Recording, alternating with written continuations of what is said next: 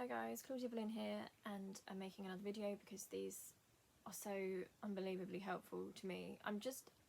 I wish I'd done this sooner, honestly. I know for a long time on my channel I was hesitant about posting mental health stuff and really being honest, and I guess in some ways, like, I was worried about the stigma and being judged, and, you know, I had a lot of trolling and stuff, so I thought if I show my vulnerabilities then they'll go for that.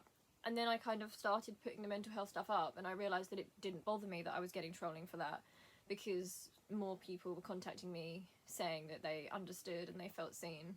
And the messages that I've had from you guys have been so helpful to me. Like, I really have, this point in my life is like, it's quite a crisis point that hopefully when I'll look back on in the future, hopefully I'll be better soon, and that I'll look back on it, I'll see it. And I really do, I do owe you guys such a lot, because I've honestly been, at night it's been the worst, and it's been like, I've been like looking through the comments at night and stuff when I'm really bad, and like you guys sharing your stories and stuff that's really personal to you and something that's like vulnerable, and I really appreciate that. Like, I think that's really brave of you. And also, like, I just feel so lucky because I know that, like, you guys that comment, like, you're such nice people. I'm very lucky. I know that. I'm really lucky that you've got my back, and like that you're here, and you've really helped me out a lot. So thank you so much. Anyway, so I'm kind of doing like a thing like I did before, where really I'm making these just so I stay calm in the day and I get stuff out, because I do think that I need to unpack, like, there's a lot of like trauma and things that I think you get to a certain point in life where, yeah, you can do the work to kind of like help yourself, but unless you like address the trauma stuff, like, and you actually acknowledge it, which is something I struggle with, because I do this thing where I get these flashes of acknowledging it. I get these flashes of like a light bulb moment where I see it all really clearly, and I think, right, okay, this happened, this is why this happened, and then I freak out, and it's like I like retreat and I freak out, and it's like my brain puts this smoke screen up and like obscures it and puts it back into the fantasy world. No, it was fine, because it's like I can't handle the grey areas and the nuance of it and like the complicatedness, because situations like this, they're never simple, and people who don't experience this stuff, they don't understand that. Like, it's not as easy as people think to describe it, to detach yourself from it, because when you've grown up like that, like, it's actually inbuilt into who you are and the way you think.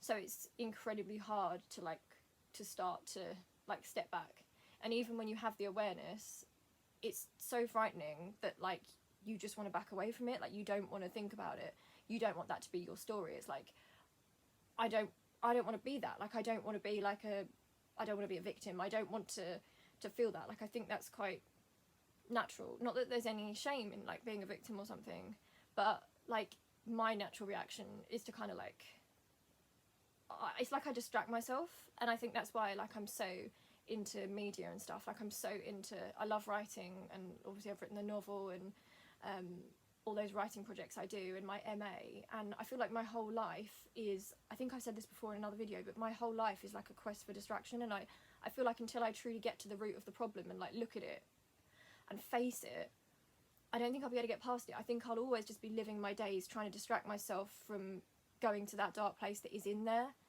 And it's like I'm in a panic. It's like my brain's like, no, quickly divert, like, don't think about it.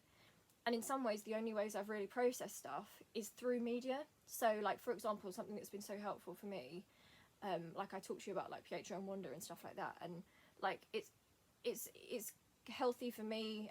Well, the safest way I've found to be able to deal with stuff is in some ways to kind of like do it through characters. So, like, to like think about Pietro and Wanda and like read their comics and stuff, and kind of, it's like me being a little bit braver, like me thinking, yes, I identify with that bit, and in some ways, like, I find it really hard, like I've said before, like, it's hard, I find it hard to show compassion for myself and to support myself, but I'm really good at doing it for other people.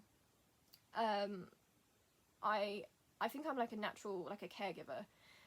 I did do therapy before, and because of like what I said about like growing up putting my stuff second, putting other people above me, the situation where there's different turbulent family things and different family members either need me to step up and defend them and become adult emotionally and take a lot.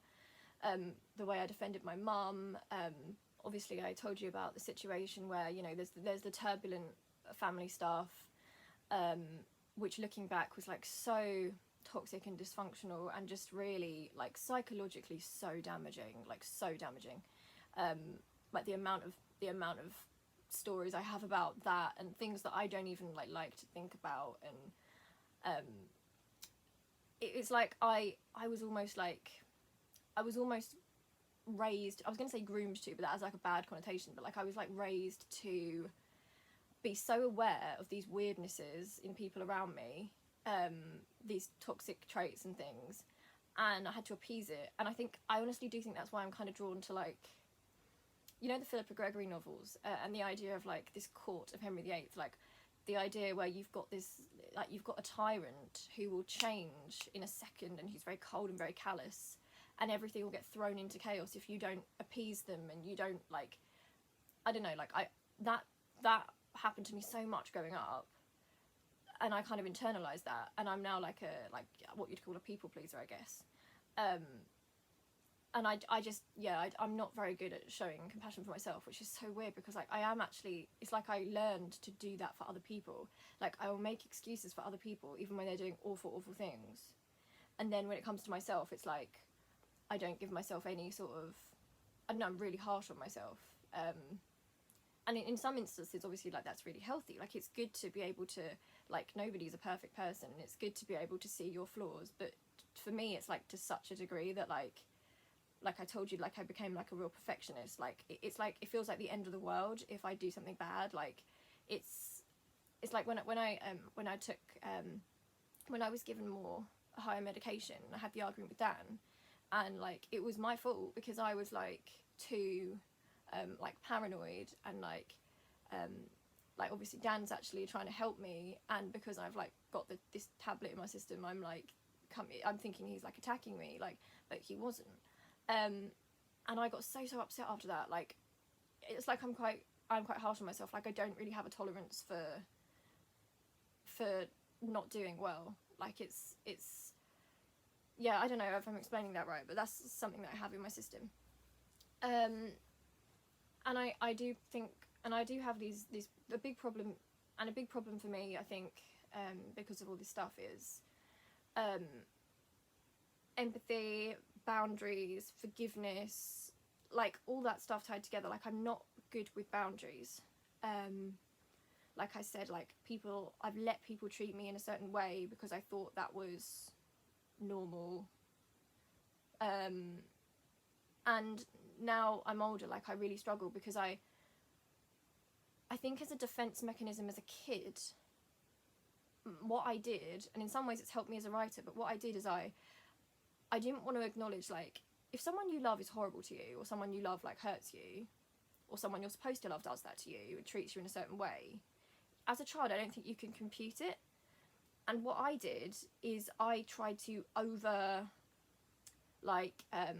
understand the psychology, and in some ways like it was like my defense mechanism, because I would just think to myself, in this panic and this like upset and like the grief and like the stress, and like it was really awful, all this stuff piling up, like I would try and think, okay, how do they feel, why are they doing it, like if I can understand their traumas or what might have happened to them or why they're doing it, like it felt in a way like it saved me a bit, because I kind of reasoned it away and I didn't have to face the fact that, like, if someone that's supposed to love you, like it's just like, that's where my brain went. That's how my brain did it. And I know people have different ways, but that's what my brain did. So now I do that too much. Now in some ways, as a writer, it's invaluable, because I'm really good at getting inside a character's head, like different people's heads. Like I'm quite good at like perceiving emotions and stuff, because when I was younger I had to manage that so early. Like I was around like adults that like occasionally were turbulent. You wouldn't know what they were going to do, you wouldn't know like how things were going to be, like you just wouldn't know. So I don't know, I just became really, really emotionally aware, like to the extent that even to this day, like I could feel an emotional change in a room. Like I can feel it, and it actually physically makes me feel really nauseous. Like I can feel it. Because of like stuff that was really stressful. So I over-identify, and in some ways, like, Dan and I have spoken about this a lot. So I definitely over-identify, and I definitely make excuses for people, and I want to believe that there's good in them, and that's never going to change for me, like the idea that there's good in people, because I honestly believe that anyone can change, and no matter what you've done in your life, I truly believe that you still have an option. You still have the option to do something good. Like until the day you're dead, you can make good choices. You can, even if it's just one thing in your life, like help someone, do something kind, like it's something. But I think I need to know when to put up a boundary and when to just say enough's enough, and I'm really not good at it. I'm really, really not good at that. And like I feel so sorry for people, like, and people can like mistreat me, and I'll sit there and I'll be like, well, I know it's bad, but maybe they were suffering themselves, and they've had trauma and they were upset. And Dan said this to me. He was like, not in these words, but pretty much what he was saying is like, yes, like, yeah, you do, that's right, and it's good to understand that, but someone else's trauma is not an excuse for them to give you trauma. Like it's not an excuse, like it's an explanation, but it's not an excuse. I think when it comes to like grown adults, there does come a point when, because like I say, like this goes into like self-blame, because then once you start thinking too far into that, you start thinking like, did I do something wrong? Like what did I do something, like, and it just drives you a bit crazy. But grown adults are responsible for their actions, and it's fine to understand that, and it's good to understand that. And I'm always the sort of person that, like, I honestly think if someone honestly came to me who'd mistreated me and said they were like sincerely regretted it and they understood it, and I could feel that they understood that, I would forgive them, because that's what I believe. Like I really do believe that. I mean, who knows if you'd be able to do that if something awful happened, but that's what I try and think. I think that's, for me, how I work. And in the past I have done that. Like I do think that's important, because you never know, like, we're all going to make mistakes in our lives, and we are all just human. But some things I'm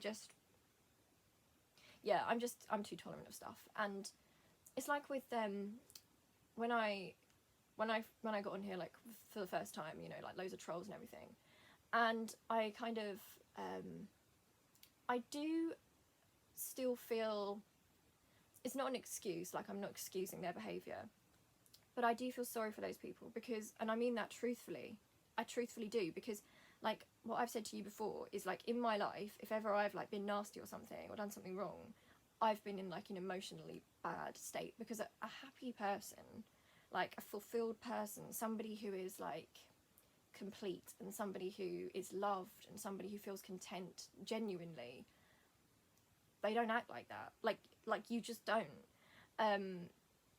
Because it's like for me, I think I'm lucky, because like I say, like I could have gone the other way. Like I could have gone the other way because of my experiences and my personality and the way things went. I had Dan and my family, like my immediate family. Obviously, I've told you about like some stuff in the family that was really bad, but like my immediate family, like grandma, granddad, and like mum and dad and Dan, like there's a lot of stuff, but we are very close, and there's a lot of love, and I feel like that love in some way gives you strength. And so I genuinely do feel sorry. I mean, I remember I used to get like some people like really got like really obsessive about it, and they'd be like going through like all my videos, like watching all my stuff, like like sometimes they'd be like their websites and things, like all sorts of stuff. And of course it's obviously like disturbing, it's quite creepy really, but also like my personality wants to understand that. And at the end of the day, I do feel it is just sad, because I think like what happened to those people, like where did the empathy go? At what point did that happen? I don't believe that any child comes into this world and is just bad or doesn't care about people and is callous and cold and awful. Like, I don't believe that. So something's gone wrong. And I don't say that to excuse the person. I don't say that to excuse these people. But I mean, I do think a lot about society and like how we can try and stop stuff from going on like this, you know, like how do you stop it at that point? Like it's all very well like when you've got like a grown adult like who is acting in such a like a way, like it's all well and good, but in some ways like I feel like it's no good just identifying that as their adults. You've got to go back and think, when and why did that happen and what can be done. Yeah, so it's interesting because like people have like said to me before, like I know like dad always like watches my channel and he's so like protective of me and he's like it's so funny, but like I really don't honestly it does makes me feel more sad than anything else, and I feel like I want to, and I feel like in some ways like Dan is right, this is not healthy for me, and this is because of the way I grew up. Like my instinct is to want to give love and like to offer a hug and be like, what's really the problem, like what's actually the matter, and can I help. And again, like I'm not saying that to sound really saintly, like I've got like so many character flaws, like like you know me, like I get really depressed and like that was 1,000,001 character flaws to me, I swear, but like that one thing I think is something that I learned, like yeah, and it was a defense thing, because I think when stuff happens and like maybe you're not like properly protected from it, maybe yeah, I just think your mind does different things, and that's where my mind went. Like I over identify with people, like I let them get away with far too much, because I just think at the end of the day I feel pity for them, and I have to try and learn that I do have that personality, and I will feel sorry for those people, and I will genuinely feel sad. Like, you know, like you get people who like scour through my videos and like they're desperate like to like watch something, and it's like,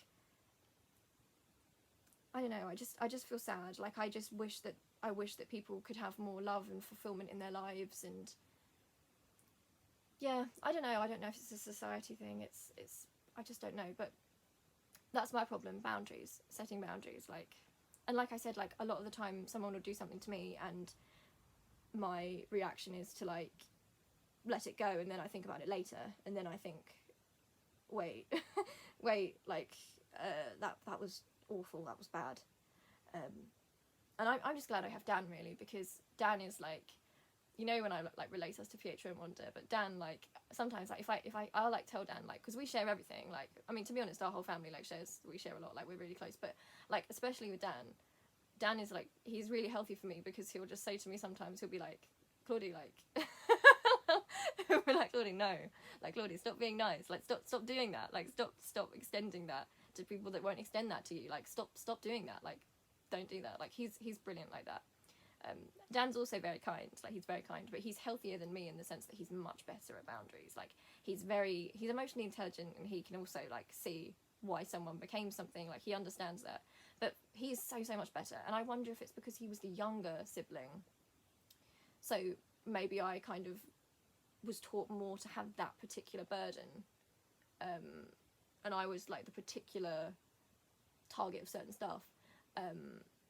Yeah, I wonder if like that's why Dan is that way. But yeah, it's good for me to have Dan. Like I know I talk about it every video, but I'm so lucky to have Dan. Like I don't know what I'd do without him. Like he came around the other day and I dyed a part of his hair. Like he wanted like blonde bits in his hair, and we did like a whole dyeing thing, and it was the most normal I'd felt for such a long time. Like for those like golden hours, like it was normal, and just it was just really nice. Like I'm just so, because I'm so like depressed at the moment, and I ping pong backwards and forwards, like I probably don't seem that depressed right now, but like my mental state right now is like I'm imagining it like scales tipping, and sometimes it's like, oh my god, danger, and other times it's like, no, it's okay, you can do this, you've got through it before. And it's so precarious right now, and that's the fear. Like the fear is the precariousness.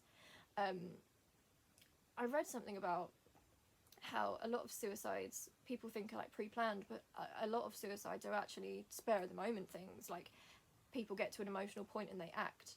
And that's my fear. Like, my fear is not the planned suicide. Like, that's not my fear. My fear is the scales tipping.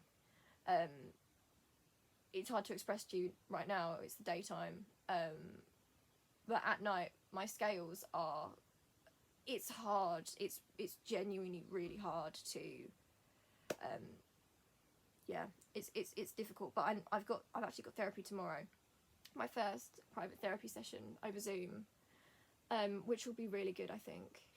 But I've been trying to think about what made me like that, because I do think it's something that is tied into a lot of memories and trauma and stuff. Some of it that I don't really like to access, and obviously some of it like I can't talk about on here, and I never would talk about on here.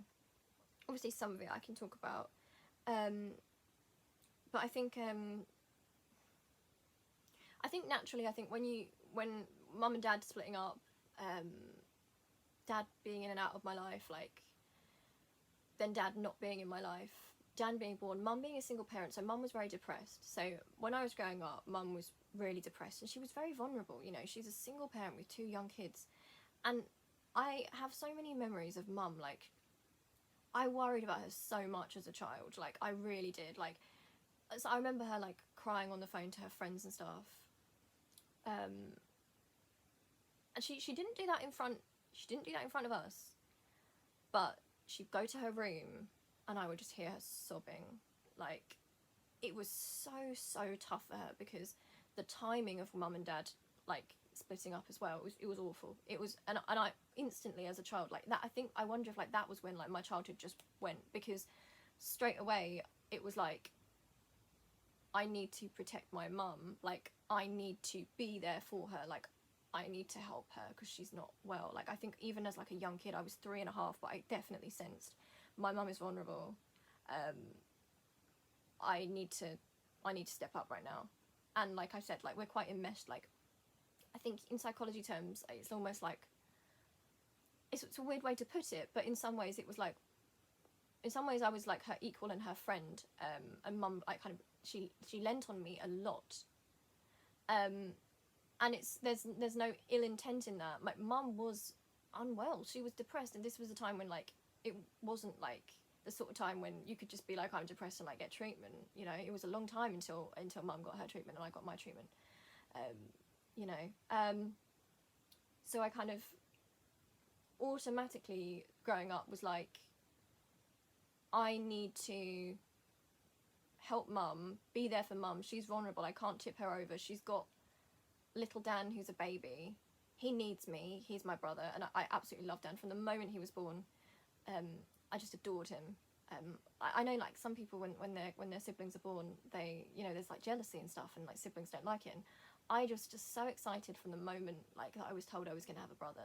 I still remember going to the hospital with grandma, and we took a balloon in, and I remember seeing Dan in his like it's like a clear like cot thing, and he had so much hair, he looked like a mole, he had so much hair, and I just like instant love, like straight away I was like, that's my little brother. Like, that's one really lovely thing. Like, when I look back at my life, like there's so much stuff that upsets me, but then I also think like, what an amazing, like, my best friend appeared at the moment of my life when I most needed somebody, and Dan appeared. And like, I'm actually quite a spiritual person, and I do think I do believe in God. I don't know if I'd like classify myself as a particular religion, and I don't know how I'd define God, like if it's like a force, or I don't know. But I do get this weird feeling that in my life at least, things seem to, when something goes terribly wrong, something else happens.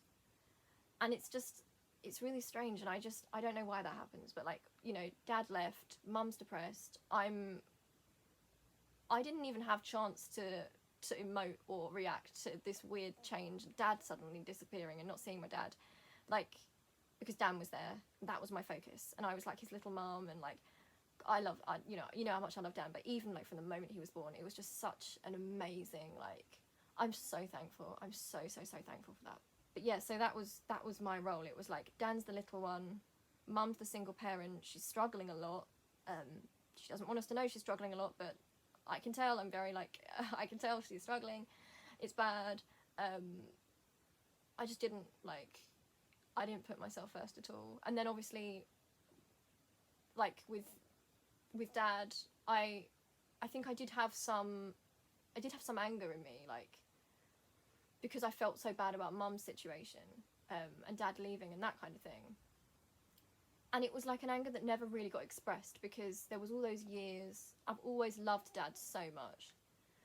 And I think it got to a point where when we started seeing each other again when I was older, it was in the past. I was old enough, like, to understand, like, it wasn't a black and white thing. It was like, I don't know, you just understand that stuff. And it's just like, the anger just, I don't know where it went. Like, it just, I wasn't angry with my dad. Like, I really wasn't. I love my dad. I really, really did, and I do. But that was something as well I just kind of never had. Never really went anywhere. Like, it was weird. Like, I don't know, I do remember, like, it was upsetting, obviously. Like, I do have memories of, like, waiting at the window. Like, I used to wait at the window when Dad would come, and sometimes he wouldn't come, but I used to wait at the window, like, yeah, weird memories. But again, like, not angry, I don't know, like, maybe there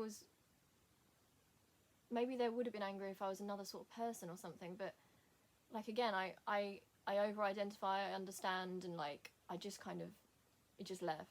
Like, there was no anger anymore, but, like, it does still stay with me. Like,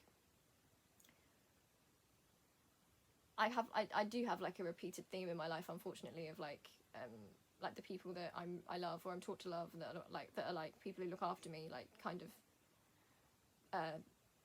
going. I mean, part of BPD is a great big fear of abandonment, isn't it? So, you know, I told you, like, obviously Mum had the bad relationship, and, like, it felt like I lost, it really did feel like I lost losing Mum at that point. Obviously Dad, the cousin that obviously we were brought up alongside, all that weird stuff, and already all that psychological stuff and stuff that's going on with me, that uncle and that situation, and then that all came to a head at some point. I think, oh, it was awful. Like, it was, they'd done this thing where it's hard to explain to you guys, because it's not normal. Like, it's so hard if you're not in it to explain. Like, it sounds completely mad, but, like, they did this thing where, like, obviously Mum was, like, super vulnerable. Like, she was so depressed. Like, I could tell she was depressed when I was a kid, and I felt so protective of her. And, like, sometimes she would be late to go round, because we would go to my grandma's house, we'd all meet there. And the reason that Mum was late is because she was a single parent with, like, a baby and me, and she was trying to get us ready, and she was depressed, and, you know, she's doing all that on her own, with depression, like, with all that stuff. And so, like, sometimes she was late and stuff, and I know that, like, they started to get really angry with her, and I could feel it. Like, I could feel it. Like, they were treating her really weirdly. And then one time when they came around, they just did this thing where they just, like, did not speak to her at all. Like, they completely ignored her, like, the whole time. And it was so weird. And it was like, I picked up on it when I was a kid. And it was, I don't know how to explain that. Like, it's just a weird thing to explain. Anyway, like, it all, like, eventually, like, at dinner, like, we were having dinner, and, like, Mum, and I do you know what? Mum is, in some ways, like, I really do commend her in some ways, because she's been through it. She was extremely depressed, and I understand that, because obviously I have that as well. And somewhere she just, like, after dinner, she just suddenly said, like, she brought it up. And maybe this has something to do with my personality now as well. She brought it up, and she was like, what's going on? Like, why are you guys, like, not talking to me? Like, it was like the silent treatment, but, like, it was weird. And anyway, so it all, like, kicked off, like, awful situation. I was so upset. I was, like, hysterically crying for my mum, because, like, she was so vulnerable, and, like, I'd seen her be mistreated, and obviously I'd, like, experienced some weirdness, and it just all came to this, like, stressful, like, boiling point. And I just like hysterically cried, like hysterically cried, like out of grief for my mum and grief for the situation. And I think it was also grief that like this had happened, and the reason it had gone this way is because my dad wasn't there. And that was the upsetting point. It was like, the reason this has been able to happen is because my dad's not here, because there's no way in hell that would have been allowed to happen if my dad was there. And it just felt so, I felt so much injustice and so much pain and so much like, I don't know if that's to do with like, even to this day, like I just have such a strong reaction to like, to injustice like that. I do think a part of something that's really, it's difficult to talk about, it's just strange. It's tough to talk about it. Try not to get upset when I talk about it. But I think looking back, the realization that things happen to you because it was known that your dad wasn't there and your mum was vulnerable. Things that just never could have or would have occurred had my dad been there. You know, it's like a, and I don't feel angry with Dad. I just feel such a sense of like, because he didn't, it's not his fault. I feel that sense of like, I don't know, it's so difficult to think about it, you know. It's like, obviously looking back on it now, it's easier in some ways, I guess, because that's what you know, that's what happens, I guess, when I guess it's quite a cowardly thing to do. Like it's not picking an equal. It's like, I don't know, I feel like we all have in us like a tendency to like to be angry and to like, you know, to dislike people and things. But I think there's just something especially traumatic and difficult about the realization that something actually happened because you were an easy target, because the situation was like in that way. Like there's something about that, there's an injustice, there's something that sits in your soul, there's something that just, it just makes me feel like sick. I think sick is the word. I think it makes me feel sick. I'm still detached from it. I'm still detached from it. Like even as I'm talking to you right now, I felt this thing in me where I felt I was about to get upset, and it's like my head just did something. My head literally just detached not my head like detached from my body. Like my head just detached it suddenly, like I was talking about something else. Yeah.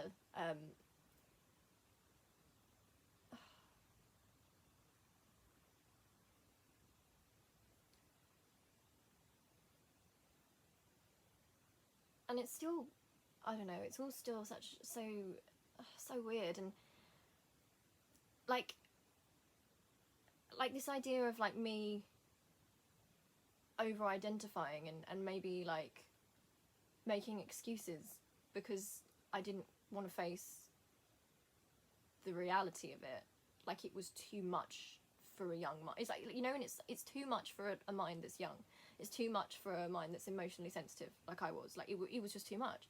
Like something that I think about in terms of like putting other people's feelings before my own. Like this must have been an early family holiday. So Dad would have probably not been gone very long. So we're a new set of three, and like obviously quite struggling actually. So Grandma and Granddad was so, I'm forever grateful and thankful the way that they stepped up. Like I will never be able to express what that means, and not just stepped up in a sense of like looking out for us, but emotionally stepped up. And like Grandma and Granddad are so, I'm so close to them. I have so much love for them. They really stepped up. But it was one of those holidays, and we had these holidays where, and it wasn't anyone's fault. Like, it wasn't like, it should have been a nice thing. It should have been a nice thing that we were all coming together. But the stress of it, the psychological stress of it, that just was normal to me because I didn't know anything else. Because we didn't have any other holidays. Like, this was supposed to be a happy time because it was a holiday. We didn't have other holidays. We didn't have the money for holidays. Mum was depressed. She's very anxious. She doesn't drive long distances. She has a lot of the same, like, anxiety and stuff as me. You know, we barely did anything, you know, unless Grandma and Grandad took us somewhere, which is no fault of Mum because Mum was obviously ill.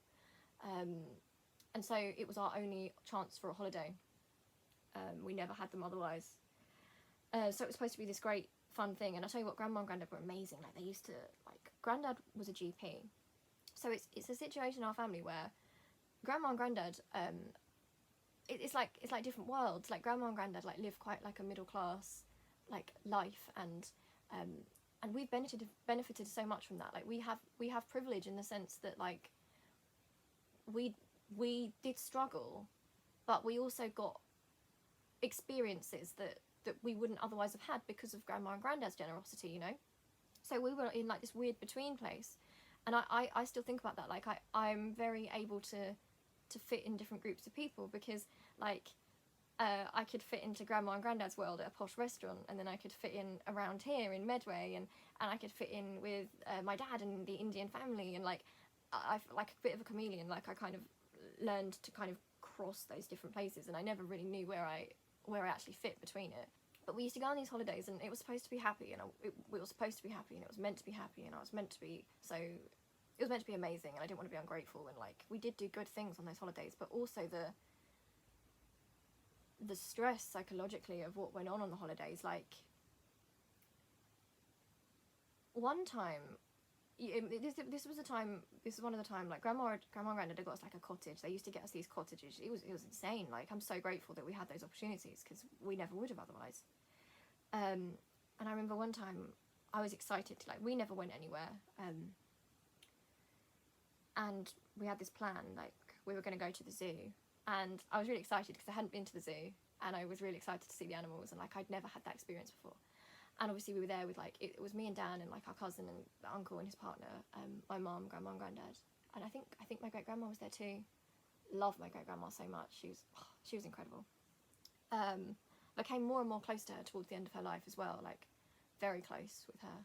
And we were at breakfast that morning, and we decided we were going to go to the zoo, but the other part of the family said they wanted to go to a farm instead, which is fine because it's like a family holiday, and, like, you know, you can split off and do different things. But obviously Grandma had promised, like, I was really excited. I've been excited for ages, and Grandma was like, we're going to go to the zoo together. So, like, I really wanted to go to the zoo with Grandma because I never got to go. Like, the other part of the family, I think maybe they didn't understand, but they were so much more well off, and they used to go on holidays themselves and stuff, and we never had any of that. Like, we were living such a different life. And I remember it was awful because suddenly pressure was put on Grandma. They wanted to go to the farm, but they wanted Grandma to go with them. And I was little, and I wanted my grandma to come because we'd been talking about it for ages, and I was all excited, and we were ready to go. And this big thing happened, and it was like, choose. And that became, like, a big theme. Like, my grandma was put under a lot of pressure to, like, and I don't understand it because, like, what's the choice? Like, why the choice? I don't really understand that, and that's something that I found difficult when I was younger, because I think growing up, like, obviously I'm very close to Dan, and I did grow up, like, knowing to look after him and look out for him, and numerous times, like, you know, make sure he's safe and happy and check on him, because Dan was, when he was little, he was shy. Not shy as in, like, maybe not shy, but, like, quiet, you know. He was observant, and he wasn't as outgoing as I was, but he did his own thing. But, you know, I always had an eye on Dan, always thinking, like, where's Dan, like, look after Dan.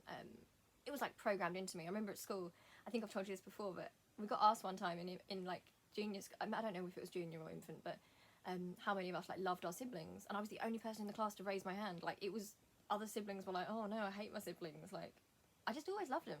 And so, obviously, like, I just grew up, like, I mean, I had been an only child, but, like, I think I took to it quite well. I don't know why. Like, probably Mum did a good job there, I think. I don't know, maybe it was my personality, but Dan didn't feel like competition to me. Dan just felt like my little brother, like my friend and my ally, and like, you know, my family. You know, there's no competition, and that was something that I used to struggle with, like this sense of competition imposed by the other part of the family. Like I think I didn't understand it. I think it was so confusing as a child because I didn't understand it then. Like I didn't have a concept of it because my family was my family, and like I never, you know, my brother, my little cousin, like even my second cousins, I didn't see them very much, but like to me, like family was family, and like when they were good at something I was like proud and happy, and like, you know, like boosting people up, and like a really great thing I think about my upbringing. Like obviously there's a lot of stuff that you know,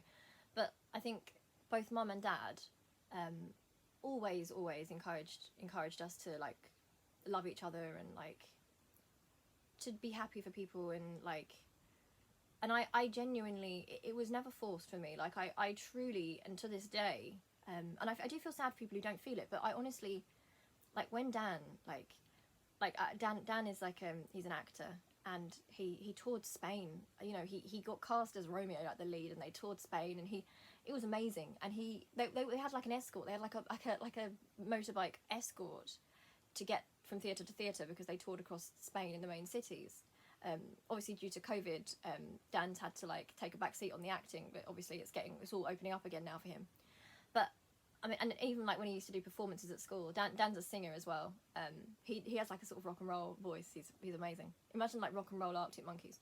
But the pride, like I feel like it's so brilliant. Like even, I don't know, I just feel genuine pride and happiness. Like when Dan is happy, I am happy.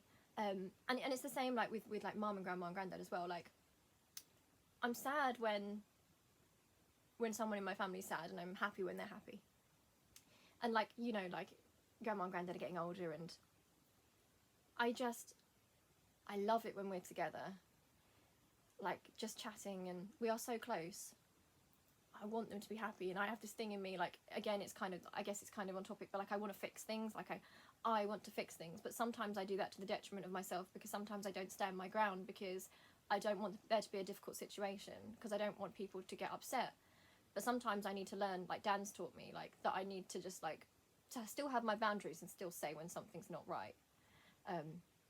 But yeah, so these holidays, it was all just so like, it was kind of really competitive and strange, and like something I didn't understand. And anyway, this thing happened, like where grandma had to make a choice, and this huge thing, and grandma got really upset, and I was too young to really understand it, but I felt like afterwards, because it was so awful, I felt like I'd done wrong by sticking with what I wanted to do, even though it was arranged beforehand. I felt bad, like I'd been naughty for not saying, oh no, it's fine, let's go to the farm instead. But I was only little, I must have been 5 or something, and we'd planned it for ages, and we didn't have other holidays, and I was really excited, and grandma and I had like, you know, we said we were going to do it, and I don't know. And I felt like that it caused a big issue, and like these big issues would happen in a lot over the family holidays. It was so stressful. Like it's just a lot for a kid, and that's even without, you know, direct stuff. It's like having Dan and like us all being at the table, and me and my cousin wanted to go and play, and mum said to me like, no, like wait for your brother to finish his food first, which was fine, because yeah, like I usually would do that, and Dan was only little, but yeah, fine. And then there was these things would just come out of nowhere, like so stressful, so unpredictable, like you couldn't predict them, because they weren't like, it just put you in such a state of like, you didn't know what was going on, because you couldn't predict what was going to set something off. It was really scary. And it was this huge thing, like that was interpreted, like mum was in trouble, and like it was interpreted as her like getting at the other side of the family, because she was trying to emphasize that they didn't have a second child or something.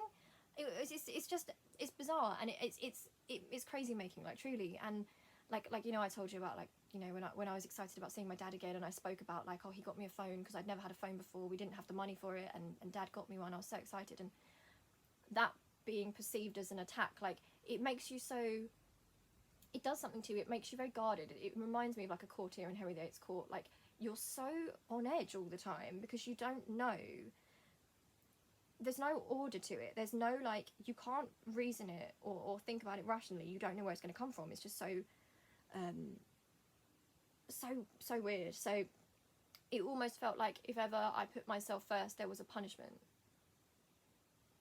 And I guess over the years I just learned I'm afraid of these situations. I hate the way I feel. I hate the way like I get treated. I hate the way Mum gets treated. So I'm just gonna like not do what I want. I'm gonna make sure that I'm doing whatever they want. And it just like, and again, that's childhood going, isn't it? Like, in different ways, like, but then in some ways it's a good thing in the sense that, like, it's not always bad. It's not always bad to put other people first. You know, in some ways it's great. In some ways it is good to be able to do that, but not always. Like, I do think like and Mum was so ill. Like, Mum was so ill. She was so vulnerable. She's so ill when I was growing up, you know, really quite depressed. And it wasn't acknowledged. I knew she was depressed, but mental illness wasn't really acknowledged in our family then. Because it wasn't, you know, they're brilliant now. Like I said, with my issues, there's been a complete turnaround, and Grandma bought me roses and a card, and it's so lovely. And Grandma the other day was just saying like how much she admires me for being able to talk about it and everything, and it's so wonderful. And I wanted to say that because if you're watching and you're someone whose family don't believe in like mental health stuff and they're really skeptical about it, my family at least had a total turnaround. It was just because they didn't really understand it before, and with the education they've taken that, and they're really, you know, they're really helping me out. You know, I feel very, very supported by them. Like, Grandma and Grandad call me sunshine and showers, but it's just a part of me, and they're actually really, you know, they're really supportive. But Mum was ill back then, and obviously now she's on antidepressants like me. She's so much better now. But she, I don't know, it was just a horrible situation, and it was so stressful. Like, it was quite traumatic to be in those situations, and that's not even the whole of it. Like, but constantly like stress. And then, like, I guess you become a person who it's quite easy to take advantage of when you're someone who's used to having your boundaries crossed, and there's bad consequences if you stand by what you want. Punishment, hatred, dislike from people that are meant to like love and protect you. Like, as a child, I can understand, and it's helped me a lot to understand like why I am the way I am. Like, mapping it out for me really helps. Like, I can see like Dad going, Mum depressed, Dan being a baby, looking after Dan, strange uncle, the trauma of all that, school, being LGBT, which it doesn't even seem like a big thing in the scale of things, but like also like, you know, at a time when people were like debating like should gay people get married and saying all sorts of awful stuff, and you know, those things at school, not wanting people to know that. That's again that's putting yourself aside. That's hiding yourself, isn't it? Like, diminishing yourself for safety. That's like a theme in my life, I think. Obviously then mum's awful, the situation Mum was in, that set off my first big breakdown was when I was 12, because of all this stuff, like all this stress, like all this trauma that I couldn't process. And then my major one when I took the overdose was when I was a teenager, an older teenager. I don't know how old I was, but that was when Mum was in that relationship, and I think a lot of the time, you know, she blames herself because of that relationship. Like, she wasn't really there for me, and the way she acted was like, she'll admit herself, like, she was not, I don't know, like, it was bad, it was really bad. It was very, very traumatic, extremely traumatic. But it's not just one thing. That's something I've learned looking at all this stuff, and it's helpful to me. It's not one thing. It's never one thing. It's never one person. it's a sequence of stuff. Things that trigger you because they bring you back to experiences in the past, patterns that repeat, things that are reinforced in your head, all those things. And I think that's what led me to become, all that time later, I think that made me a self-harmer, because I couldn't be angry. I couldn't stand my ground. I couldn't be honest because I didn't want to upset people. I didn't want to get people in trouble or speak badly of them. I had to take that anger, and I didn't know what to do. It was exploding out of me. I was in absolute psychological distress because that's how you get. And then I would cut myself, and it was like a relief of a moment for all that trauma. But that's why I need to talk about, and why it's important to address all the trauma stuff, because it's all that, all those different layers to what makes a person, like all those different things. It's just sad. But yeah, I'm working on boundaries, and part of that, I think part of that is being able to, like I said before, like I look at Diana, which is so stupid, but like I relate to her a lot, and I think the trick is going to be finding the balance between being honest with myself about the experiences, not making excuses for people. It's okay to have explanations, it's fine to see how it worked, but not to make excuses. Some things were unacceptable, some things were wrong, some things were unintentional, some things were mistakes. We all do that, you know, we all play that part in other people's stories. But to be able to acknowledge that in a way that it's not bitter and that isn't blaming, but a sense that I can sit with that, like that's what happened, I'm comfortable with that, like I need to stop diminishing myself, even in my own head. Stop trying to cover over it in your head, you know, because I still do that. And it's like, no, be honest, because I truly feel that until well, it's the same for everyone, I guess, but until you actually address it, and it's scary, but until you actually start doing it bit by bit, even little things, I don't think it ever is released. Like it's never out there, and you can't be at peace until you're honest. Like I can move on from it. I 100% believe that people who have been through stuff like can move forward, but I think the pattern is, from my reading and all that stuff, is the acknowledgement has to come first, and that's what I haven't done. It's holding people accountably. It's holding people accountable fairly, not in a sense of like, oh, you know, it was all horrible and terrible, and that's not true at all. You know, I talk about the stuff that was damaging to my mental health because I have to map it back, because that's how we get better. But in other ways, you know, like I said, I had a very loving family.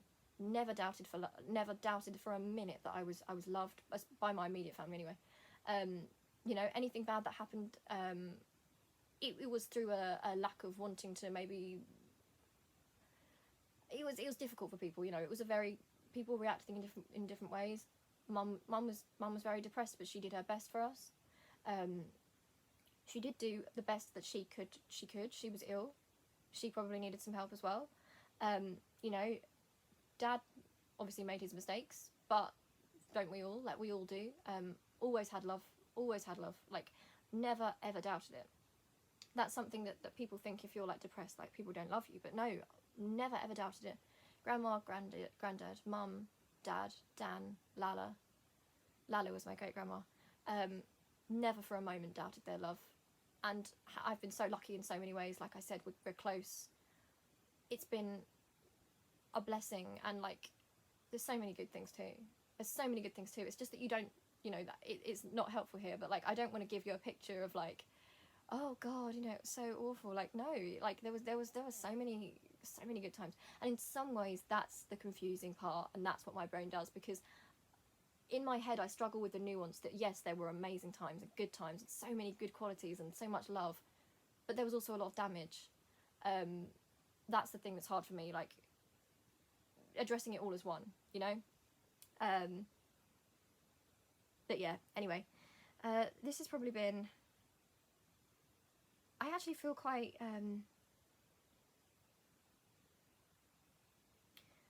I sound so weird, but I truly just feel, I genuinely feel this, not as a figure of speech. When I talk about stuff, like, I feel like this weight lifting, because it's like the first time that I put something into words. And it's like,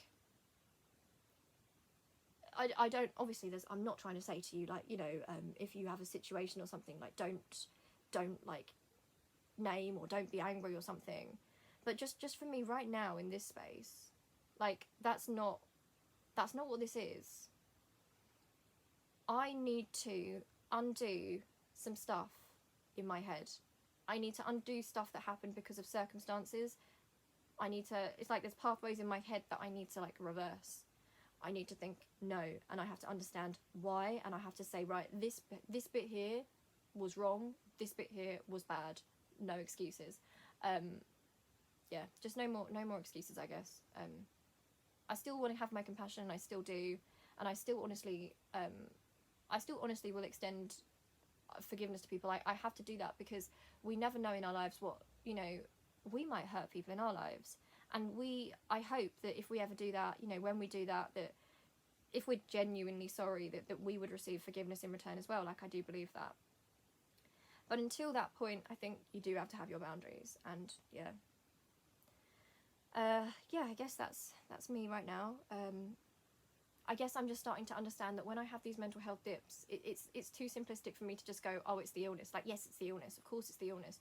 But what's the trigger? Why is it happening? Like, if I just keep saying to myself, it's the illness, like, yes, that is true, but it's not. I need to make it to 30. I need to be here. I can't be having nights where everything's like too much and my brain can't cope, and I because I am teetering, and it probably seems weird right now because this is probably the most animated I've been in a video. Like, this is probably the most alive I've seemed. But last night was awful. Like, but like I say, it's hard to explain. Like, it's so all over the place. I am still quite afraid. But this is what I haven't done before. This is what I haven't tried. And I'm thinking, like, why does this keep happening? Like, how can I stop it? I haven't, you know, and obviously there's a lot of stuff that I wouldn't say on here, and you know, hopefully I'll be able to talk about in therapy and stuff, and things that would be unpleasant to hear here, and things that, you know, stuff that, like, the world doesn't need to know, or I don't feel comfortable with them knowing, or things that make me feel, you know, some stuff I still have kind of locked in there that I don't want to think about. But anyway, these are helping so much, and yeah, I mean, I'm so grateful for you, and I mean, I'd be interested to know if you guys have that same boundary issue, because it's I want to be a kind person, and I want to be a forgiving person. I don't want to be the sort of person that's, like, completely closing a door and being like, you know, but then I do feel like you have to reach the point where you understand in yourself, like, when you've done what you can do, you've shown love and you've shown kindness, and at a certain point you just have to think. Also, those coexisting ideas of somebody that you love and somebody who's very good to you, who has also been bad to you, or just it's really complicated, and that's what people don't understand. Like, it's so complicated. These things are not black and white, and that's why it's so difficult. Like, if it was black and white, it would be easy, but it never is. It never ever is. Anyway, I love you loads. I'll see you really soon. It's actually Grandad's birthday today, so hopefully I'm really looking forward to seeing him, and, like, I just, like, I want to be better so I can have good times with my family, and, like, they are amazing. Like, I don't want you to think that I'm on here, like, there's so much good. Like, you'll understand. Like, I feel like you'll understand, because if you're in a similar situation, like, that's part of it. Like, that's part of the growth, like, being able to say, like, you know, there's love and happiness, and, like, but yeah, some things weren't right, like, some things were quite damaging, but, like, it's, with hindsight, you know, all you can do is address it. But yeah, I mean, I'm lucky in a lot of ways. And yeah, and I've got my Dan. Some of you guys said that when I was really low. You were like, Dan loves you, and like, yeah, I mean, I feel safer and more tethered to the world, like just with Dan being here, really. Like, I just, I know I'm very, very lucky to have Dan. Like, our relationship is like, I don't know many siblings that like are as close as we are. Yeah, so it's like the world gives and it takes, isn't it? It's like the world like was like, okay, this is going to be the bad stuff, but also here's Dan, like here's good things, like your dad's going to be back, and your dad's going to be like funny, and like you're going to like have a good relationship with him, and like but you're also going to have the additional thing that because your dad wasn't around, you became very, very close with your grandma and granddad. So it's like you've got a second set of people that love you. You know, it's all complicated, like there's good and bad. Anyway, I'm sorry. I love you loads. Thankfully I didn't cry this video. I'm it's weird, like sometimes I'm crying all the time at the smallest things, and then at other times it's like I just can't cry. I don't know if it's because I cried so much, like, and it's like, it's a weird feeling. I feel very out of control, I guess. Yeah, but therapy tomorrow, just work some stuff out. It's really good to know that this is helping some people. I have to be honest, like in a selfish sense, like the reason I put it up was because I was desperate and I just needed to talk, and then people started saying that they recognise stuff in it. So I'm really sorry if you recognise stuff in it, because I know it's really difficult, but I am here with you, and although right now I might not be talking very much, I'm reading all your comments, and I really I truly value that, and just the fact that there's people out there that I know understand it, have experienced it, are experiencing it. It just makes me feel less alone, and like there's hope, because it's not like this alien thing that I can't understand. It's not like this like curse or something. It's something that happened because of a series of different things. Like a series of things happened. It's not magic. It's science. Like it just happened that way. Other people experience the same, unfortunately, but you're out there and you get it.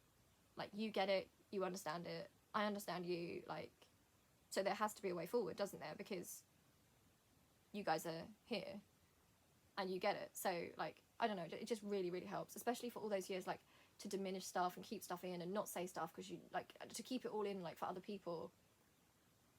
Just to have this space that is my space that I can just like,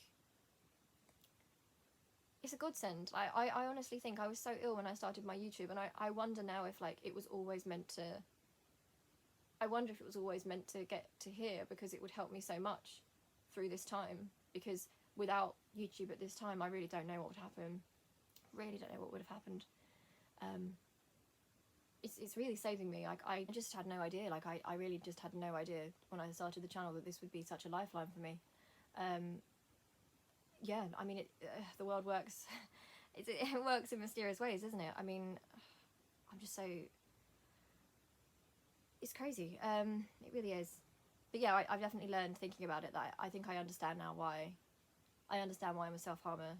Understand all that stuff. I understand why I'm depressive. I understand why I'm anxious. I understand why I turn it inwards, because all throughout my life, times when I could have been angry, either it wouldn't have made sense to be angry because the target didn't mean harm, so I deflected it back again. Angry about things that weren't necessarily people's actual faults, and then when it was people's faults, I felt like I didn't want to set things off and didn't want to say things, and just sort of it all just went inwards. And that's why I'm that person. Like that's why I'm that person that turns it inwards. If you feel powerless in a situation, you just turn it in, and it's like so simple. You'd think it would be so simple to think about, but yeah. Anyway, I love you loads. I'll see you really soon. Probably make another video quite soon, because these are so helpful to me. Yeah, thank you so much. I really, really do appreciate it, and I will make it up to you. I will, I promise. When I'm better, I'll make some more videos and like coping strategies. I can help you with like maybe what I learned in therapy. I will try and make it up to you. So honestly, I'm in your debt. Like, I can't tell you. Honestly, thank you so much. All right, love you loads. Bye.